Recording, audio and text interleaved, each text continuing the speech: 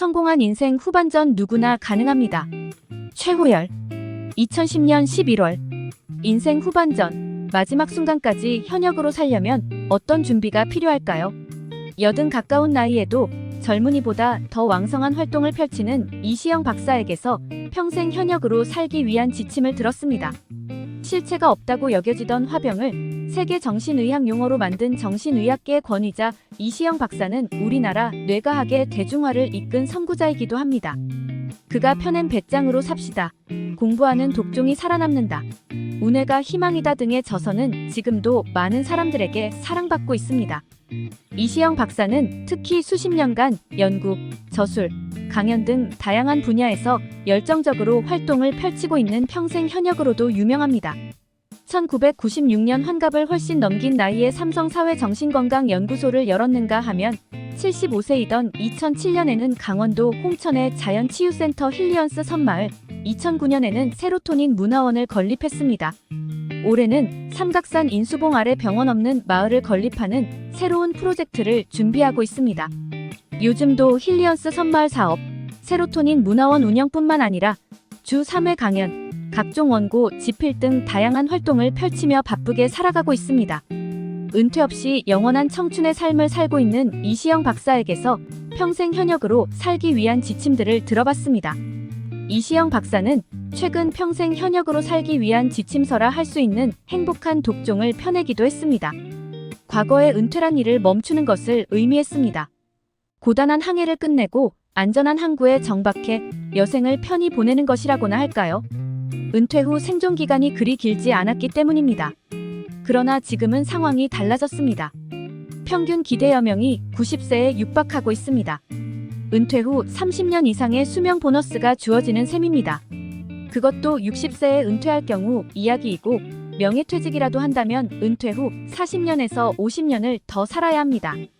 일하면서 보내는 세월보다 더 긴 세월을 은퇴 상태로 보내게 될지도 모릅니다. 제 아무리 부지런하게 노후 자금을 마련한다 한들 30년간 소득이 없다면 어떻게 생활을 감당할 수 있을까요? 은퇴 후에도 경제활동을 해야 살아남을 수 있는 세상이 되었습니다. 수입이 적어도 경제활동을 하는 사람은 여유와 자신감이 있습니다. 자식과 배우자에게도 당당하고요. 미래가 두렵지 않고 사는 것이 행복합니다. 이제는 인생 설계에서 은퇴라는 단어를 삭제해야 합니다. 강연 중에 정년을 앞둔 50대 남성에게 앞으로 30년은 더 살아야 하는데 무슨 계획이 있느냐고 물은 적이 있습니다. 그랬더니 아직 뭘 해야 할지 모르겠다. 퇴직금으로 뭔가를 시작하고 싶지만 그마저도 날릴까봐 엄두를 못 내고 있다고 대답하더군요.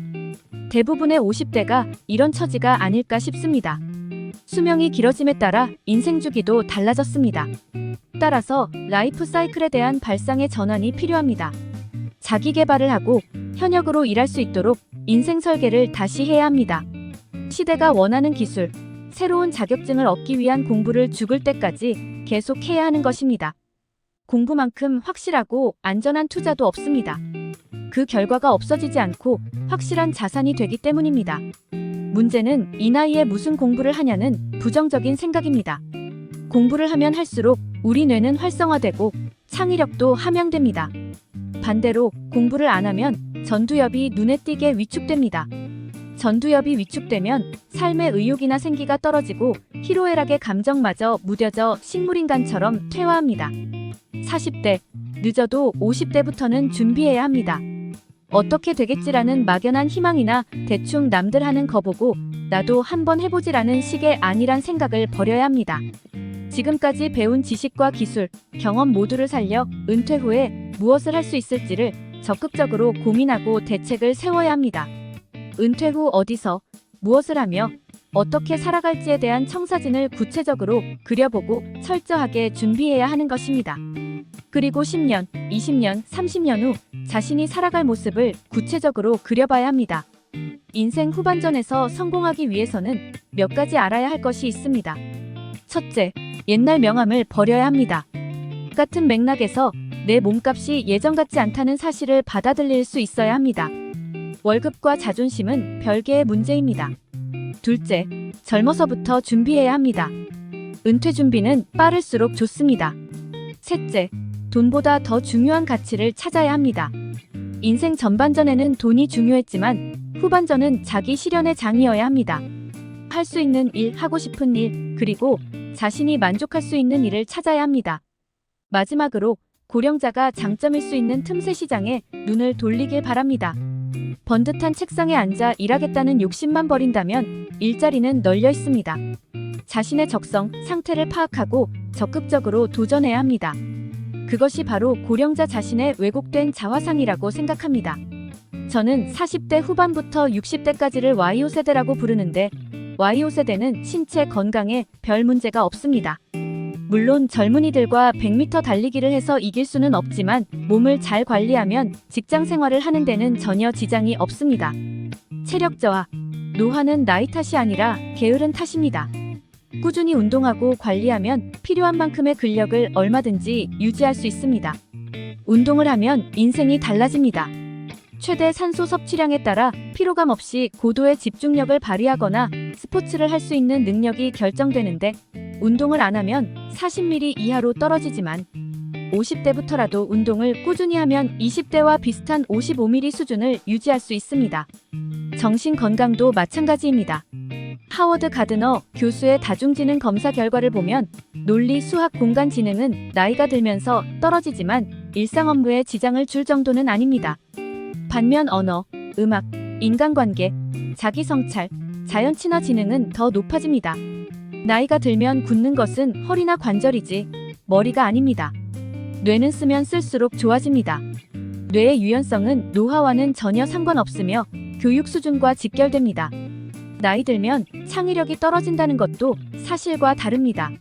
창의력은 전두엽의 의욕과 측두엽의 경험으로 이루어지는데 측두엽의 기억 창고에 든 게 없다면 창조는 이루어질 수 없습니다. 게다가 참고 견디는 끈기는 20대보다 강합니다. 사회적 능력은 나이가 들수록 더욱 성숙해지고 강해집니다. 오랜 사회 경험으로 얻은 인맥과 정보력, 여기에 사회적 성공의 열쇠인 감성지수 역시 나이가 들수록 높아진다는 연구 결과가 있습니다. 문제는 자신감입니다. 예일대학 베카 레비 박사팀이 20년간 추적 조사를 벌인 결과 나이가 들어감에 따라 당신이 사회에 쓸모가 있다고 생각하느냐는 질문에 그렇다고 대답한 사람이 아니라고 대답한 사람보다 평균 7.5년을 더 산 것으로 나타났습니다.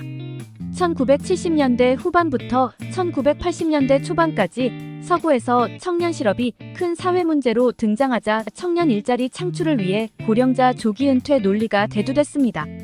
실제 강제로 시행됐습니다. 그런데 이상한 일이 벌어졌습니다. 청년 실업이 줄지 않았던 것입니다. 게다가 조기 은퇴로 인해 사회복지 비용이 늘어나 서구는 이중고를 겪어야 했습니다. 한마디로 고령자와 젊은이가 가지는 노동의 질이 다르다는 사실을 인식하지 못한 데서 나온 실책이었습니다. 노련한 경험, 지식, 기술을 가진 고령자와 체력, 새로운 감각, 아이디어를 가진 젊은이는 질적으로 다른 노동력입니다. 이들이 상호 보완적이어야 노동의 질이 높아지고 일자리도 늘어나는 것입니다. 사회 각계 리더를 보면 50대 후반이 주류입니다. 유명한 강사나 교수도 50대 혹은 60대가 대다수입니다. 70대와 80대에 회사를 창업해 성공한 사람도 헤아릴 수 없이 많습니다. 일정한 연륜이 필요하기 때문입니다. 성공한 사람들은 나이라는 족쇄에 얽매이지 않고 꿈을 간직했으며 마음속의 비전을 실천에 옮겼습니다. 모든 50대와 60대는 이런 성공적인 인생을 살 능력이 있고 자격도 충분합니다. 누구나 할 수 있습니다. 평생 현역으로 살아가기 위해 필요한 것은 자신감 회복입니다. 자신의 잠재력과 가능성을 믿기를 바랍니다. 우리 뇌에서는 좋은 마음을 먹으면 좋은 물질이, 나쁜 마음을 먹으면 나쁜 물질이 나옵니다. 세상사 마음먹기 달렸다는 말이 헛된 것이 아닙니다.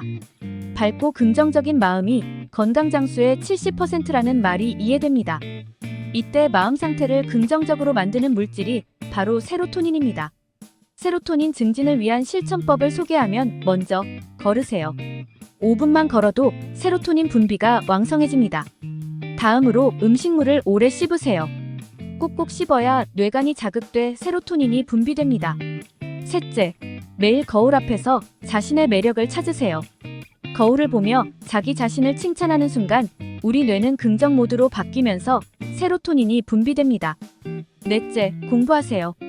책을 읽다가 그렇구나 라고 깨닫는 순간 세로토닌과 도파민이 쏟아지고 잠재의식의 기억 창고가 열려 새로운 창조를 일궈냅니다. 마지막으로 즐기세요. 오감을 열고 자연과 문화예술을 즐기는 것이 좋습니다. 이상 성공한 인생 후반전 누구나 가능합니다에 대해 알아보았습니다. 이번 영상도 유익하셨다면 구독, 좋아요, 알림 설정 부탁드리겠습니다. 오늘도 오전에는 건강을, 오후에는 부를 얻는 하루 보내세요. 감사합니다.